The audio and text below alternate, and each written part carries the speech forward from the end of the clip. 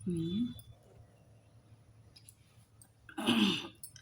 Hello दोस्तों, प्रणाम। लड्डू गोपाल अवधी भाषा पे एक कजरी की आवाज़ है। आपको अच्छा लगे तो लाइक करना, कमेंट करना, शेयर करना जरूर। अरे काटई गईले तालने रुइया काट सी बन के मोरिन। अरे काटई गईले तालने रुइया काट सी बन के मोरिन।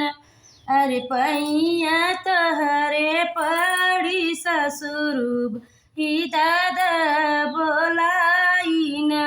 अरे पैया तहरे पड़ी ससुर बई दादा बोलाइन। अरे बैदा मांगई 5 रुपया ससुर के रुमाल जी।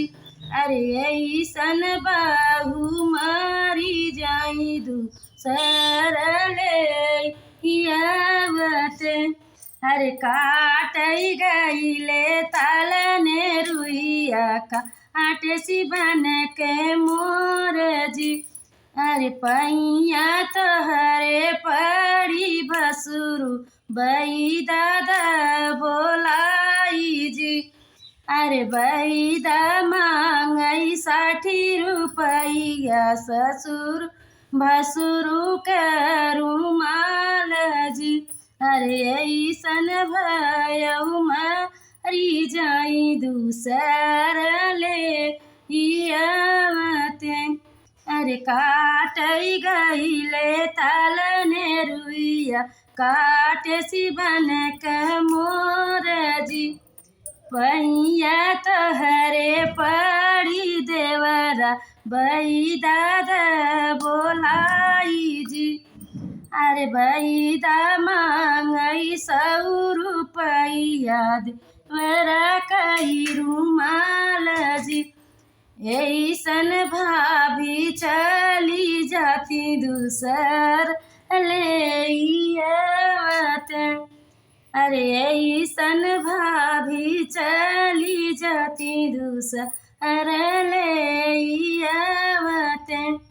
काटई गईले तालने रुइया काट सी बन के मोर जी। पैया तहरे पड़ी पियावा बैदा बोलाई जी। बैदा मांगई 5 रुपया पिया कई रुमाल जी। ऐसन धान मरी जाती दूसर ले आवते। अरे ऐसन धान मरी जाती दूसर ले आवते। काटई गईले तालने रुइया काट सी बन के मोर जी। हेलो दोस्तों, प्रणाम। आपको अच्छा लगे तो लाइक करना, कमेंट करना, शेयर करना।